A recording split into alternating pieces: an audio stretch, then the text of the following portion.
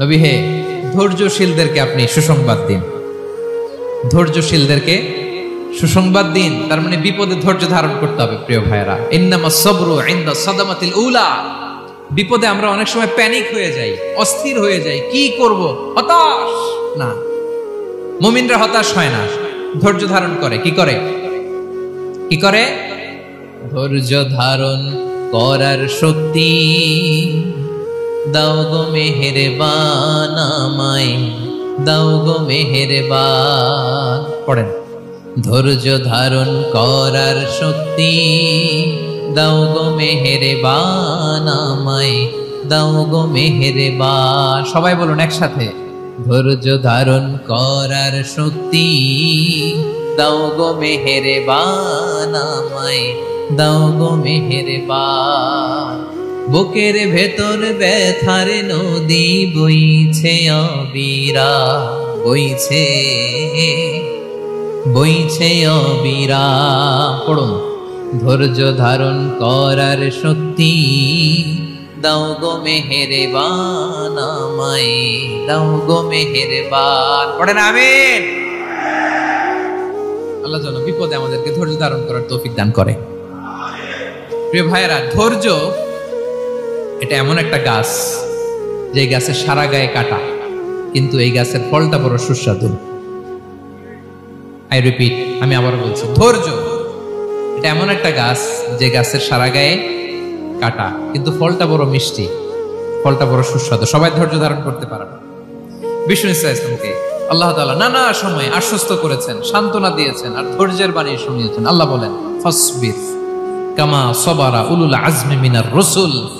নবী হে, আপনার আগে দৃঢ় প্রত্যয়ী নবীরা যেরকম ধৈর্য ধারণ করেছে, আপনিও ধৈর্য ধারণ করুন। সূরাতুল মুজাম্মিল আল্লাহ তাআলা বলছেন, ওয়াসবির আলা মা ইয়াকুলুনা ওয়াহজুরহুম হাজরান জামিলা। ওরা যাই বলুক, আপনি ধৈর্য ধারণ করুন, ওদের কথাকে ইগনোর করুন। Just ignore what they are saying to you. যা বলে আপনি জাস্ট ইগনোর করেন। ওরা বিষ্ণু ঈসা ইসলামের মনোবলকে ভেঙে দেওয়ার জন্য কখনো বিষ্ণু ঈসা ইসলামকে কবি বলে গালি দিত। কবি কি বলতো? শায়ের। কখনো বলতো মজনুন, পাগল। নাউজুবিল্লাহ পড়বেন না? পাগল বলে গালি দিত। মাঝে মাঝে বলতো কাহিন, গণক। মাঝে মাঝে বিষ্ণু ঈসা ইসলামকে তারা বলতো আবতার, লেস কাটা। মুহাম্মদ, তোমার ছেলে নাই, তোমার বংশ নির্বংশ হয়ে গেছে, তোমার নাম নেয়ার মতো কেউ নাই। আহা, কপাল পোড়া। গোটা বিশ্বব্যাপী বিষ্ণু ঈসা ইসলামের সুনাম সুখ্যাতি ছড়িয়ে দিয়েছে কে? আকাশ বাতাস মাড়িয়ে, সাত আকাশ ছাড়িয়ে আল্লাহর আরশ পর্যন্ত আল্লাহ তাআলা বিষ্ণুবীর সুনাম সুখ্যাতিকে সুউচ্চ করেছেন। ঠিক কিনা বলেন? ইগনোর করুন। আপনাকে কবি বলে, গণক বলে, আপনাকে পাগল বলে, আপনাকে লেস কাটা বলে, জাস্ট ইগনোর দেন। বর্তমান সময়েও নানা ধরনের ট্যাগ আমাদেরকেও দেয় কি দেয় না বলেন? দেয়। আমাদেরকে কি বলে? মৌলবাদী বলে, বলে বলে ওই যে রাজাকার বলে। রাজাকার রাজাকার খেলার দিন শেষ। মন মতো হইলে মুক্তিযোদ্ধা, মন মতো না হইলে রাজাকার, এই দিন শেষ। ওই দিন আর নাই। এই কার্ড দিয়ে আর খেলার দিন নাই। এগুলো মানুষ আর খায় না এখন, এগুলো গিলে না আর। সাধারণ মানুষ বড্ড সচেতন। দেখেন, কালের বিবর্তনে, সময়ের আবর্তনে একই পরিক্রমা আমাদেরকেও ট্যাগিং করে। আমাদেরকে মৌলবাদী বলে, ব্যাকডেটেড বলে, রাজাকার বলে, জঙ্গি বলে, যুদ্ধাপরাধী বলে। আছে না এরকম? ওয়াসবির আলা মা ইয়াকুলুন, নিজের সাথে মিলায় নেন। যা বলে ধৈর্য ধারণ করো। ওয়াহজুরহুম হাজরান জামিলা, জাস্ট ইগনোর দেন, ভালোভাবে ইগনোর করেন, খালাস, সালাম দিয়ে কেটে পড়েন। তাহলে প্রিয় ভাইরা, এই বিপদ আপদ আমাদের পিছু ছাড়বে না, পিছু ছাড়বে না। নবীদের পিছু ছাড়ে নাই, আমরা কোথায়? আমরা আর কি? বিপদ আমাদেরকে ধৈর্য ধারণ করতে হবে, মনোবল হারাইলে হবে না। দেখেন বিশ্বনবী কিভাবে আপনাদেরকে সান্ত্বনা দেয়। বিশ্বনবী বলেন, আজাবান লি আমরিল মুমিন, মুমিনের ব্যাপারটা বড় আশ্চর্যজনক। ফাইন্না আমরাহু কুল্লাহু লাহু খাইর, মুমিনের জীবনে যা ঘটে সবটাই খাইর, সবটাই কল্যাণ। ইন আসাবাতহু সাররাউ শাকারা ফাকানা খায়রাল্লাহ ওয়া ইন আসাবাতহু দাররাউ সাবারা ফাকানা খায়রাল্লাহ। মুমিনের জীবনে যদি সুখ আসে তাহলে মুমিন শুকরগুজার হয়, এটা তার জন্য ভালো। আর যদি মুমিন জীবনে দুঃখ আসে তাহলে সে সবর ইখতিয়ার করে, এটাও তার জন্য ভালো। সুবহানাল্লাহ। তাহলে দেখেন, আমরা হয় সুখে থাকি নয় দুঃখে থাকি, ঠিক কিনা বলেন? তাহলে সুখের সময় আমরা শুকর করি, কি করি? শুকরগুজার হই। শুকরিয়া করাও একটা ইবাদত, শুকরিয়া করাও কি? আর দুঃখের সময় আমরা সবর করি, সবর করাটাও একটা। তাহলে আমাদের পুরো জীবনটাই ইবাদত, পুরো জীবনটাই সুখের সময় শুকর আর দুঃখের সময় সবর। আওয়াজ করে বলেন, সুখের সময় শুকর আর দুঃখের সময়। এই দুই ইবাদত মুমিন জীবনে চলমান, কন্টিনিউয়াস, একটা উইন উইন সিচুয়েশন। কি বলেন? উইন উইন হয়ে গেল না? যেই পরিস্থিতিতেই থাকে আমাদের জন্য লাভ। আল্লাহু আকবার। তাহলে প্রিয় ভাইরা, এটাই জীবনের বাস্তবতা। সবর আমাদেরকে ইখতিয়ার করতে হবে, হতাশ হওয়া যাবে না। অনেকে আমরা অল্পতে হতাশ হই। এই যে আমরা ধৈর্য ধারণ করছি, এর ফল পাচ্ছি না? দীর্ঘ 1.5 দশক ধরে ধৈর্য ধারণ করছেন না আপনারা? এখন মুক্তি, স্বাধীনতা, বিজয় এনে দিয়েছে কে? ধৈর্য ধারণ করুন। ধৈর্যের যে ফলাফল, এটা বড় মিষ্টি। ধৈর্য এমন একটা গাছ, এই গাছের সারা গায়ে কাটা, কিন্তু এর ফলটা বড় সুস্বাদু, এর ফলটা বড় মিষ্টি। ধৈর্য ধারণ করার অভ্যাস করতে হবে প্রিয় ভাইরা। মুমিন হতাশ হয় না, হাল ছেড়ে দেয় না। মুমিন ভরসা রাখে একজনের উপর, তিনি কে? লা তাইআসু মির রাউহিল্লাহ ইন্নাহু লা ইয়াইআসু মির রাউহিল্লাহি ইল্লাল কওমুল কাফিরুন। আল্লাহর রহ থেকে, রহম থেকে নিরাশ হয়ে যাও না। কাফির ছাড়া, অকৃতজ্ঞ ছাড়া কেউ আল্লাহর রহ থেকে, আশা থেকে নিরাশ হয় না। শয়তানের সবচেয়ে বড় মিশন হলো আমাদেরকে হতাশ বানানো, এটা খেয়াল রাখবেন। শয়তানের সবচাইতে বড় মিশন কি? আমাদেরকে হতাশ করে দেয়া। হতাশ বানাইতে পারলে সে সাকসেসফুল, খুশি। কিন্তু আমরা এত সহজে হতাশ হই না, আমরা নিরাশ হই না, আমরা বিপদে হাল ছেড়ে দেই না। আমরা ভরসা রাখি এক মহান সত্তার উপর, তিনি কে?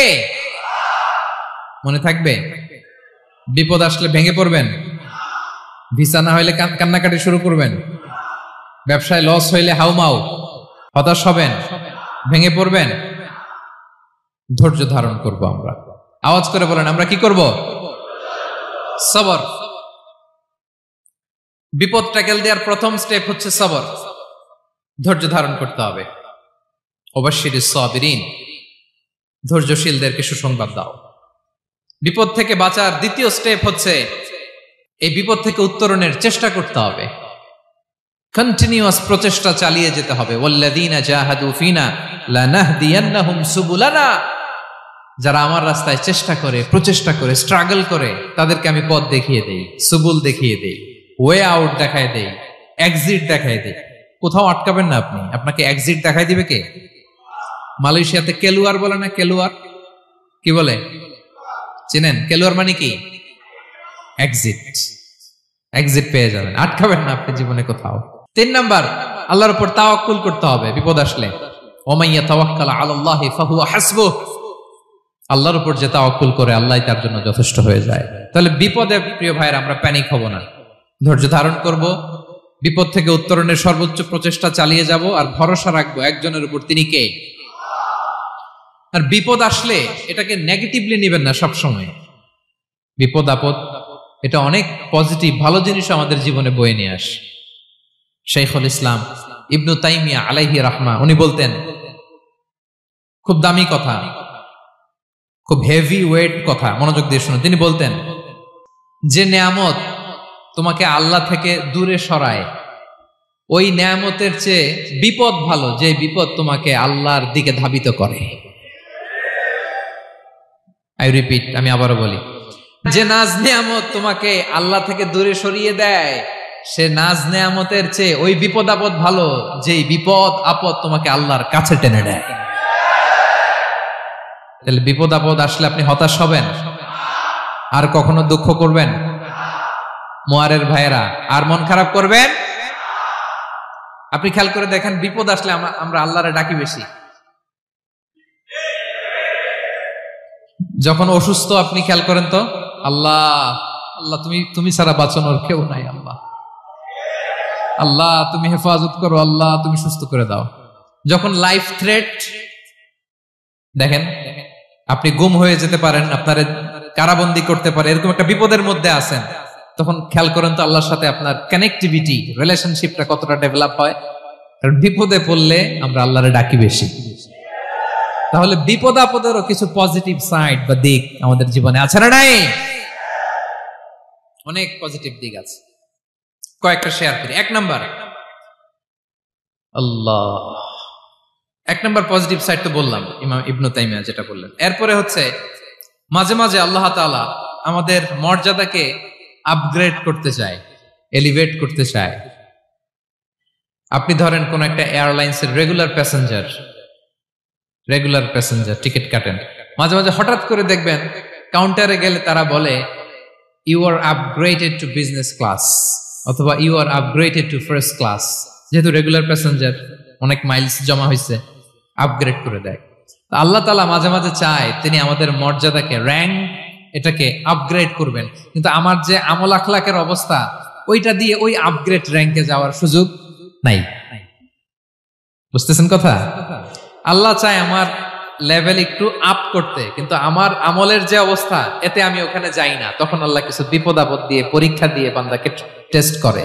ওই পরীক্ষায় যদি উত্তীর্ণ হন, সাথে সাথে আল্লাহ তাআলা আপনার লেভেল বা র্যাঙ্ক আপগ্রেড করে দেয়। সুবহানাল্লাহ পড়বেন না? তাহলে লাভ না লস? আওয়াজ করে বলেন, লাভ না লস? মুমিন জীবনের সব লাভ। যত বিপদ আপদ আপনাকে স্পর্শ করে, প্রতিটাতেই আপনার জন্য কল্যাণ। বিষ্ণু ইসলাম বলেন, মা ইউসিবুল মুসলিমা মিন নাসাবিন ওয়ালা ওয়াসাবিন ওয়ালা হাম্মিন ওয়ালা হুজনিন ওয়ালা আযান ওয়ালা গাম্মিন হাত্তা শাওকাতি ইউশাকুহা ইল্লা কাফারাল্লাহু বিহা খাতায়া। আপনার জীবনে যত দুঃখ, যত যন্ত্রণা, যত টেনশন, যত অ্যাংজাইটি, যত ইনজুরি, এমনকি গোলাপ ফুল পাড়তে যে ওখানে যে কাটা বাঁধছে, বরই খেতে যে বরই গাছে ওঠার পর যে একটা কাটা বিঁধছে আপনার হাতে, এর কারণে আল্লাহ তাআলা আপনার গুনাহ মাফ করে দেয়। সুবহানাল্লাহ। তাহলে বিপদ আপদ দিয়ে আল্লাহ বান্দার মর্যাদাকে আপগ্রেড করে। বিপদ আপদে ফেলে আল্লাহ তাআলা বান্দার পাপ মোচন করে। বিপদ আপদ দিয়ে আল্লাহ তাআলা বান্দার শাস্তি মওকুফ করে। এমন পাপ করছেন, এটার জন্য শাস্তি বরাদ্দ হয়ে গেছে, কিন্তু আল্লাহ তাআলা ওই শাস্তি থেকে মাঝে মাঝে আপনাকে বাঁচাতে চায়, তখন কিছু বিপদ দিয়ে বান্দারে পরীক্ষা করে। উত্তীর্ণ হলেই আল্লাহ তাআলা ওই শাস্তিকে মওকুফ করে দেয়। তাহলে আসুন সামারি করি, পুরো আলোচনাটার সামারি করি। বিপদ আপদ, পরীক্ষা, স্ট্রাগল, কষ্ট, এটা সুন্নাতুল্লাহি ফিদ দুনিয়া। এই দুনিয়ায় আল্লাহর সুন্নাত, এর বাইরে কেউ যেতে পারে না।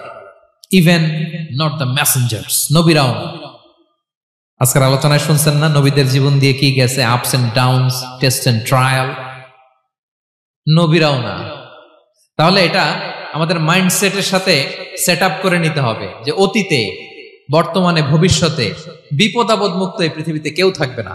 পারবেন? হ্যাঁ, এটা মাইন্ডসেটে নিয়ে নিতে হবে যে এটাই জীবন, বিপদ আপদ দিয়ে আল্লাহ পরীক্ষা করবেন। এটাই পৃথিবী।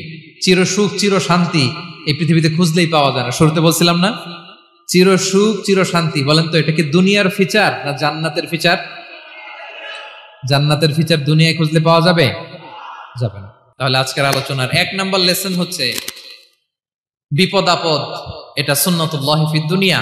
এই দুনিয়া আল্লাহর সুন্নাত, এটা থেকে মুক্তি পাওয়ার কোনো সুযোগ নাই, নবীরাও পায় নাই। 2 নম্বর লেসন, বাঁচার যেহেতু সুযোগ নাই, we have to face it with patience, intellect and tawakkul.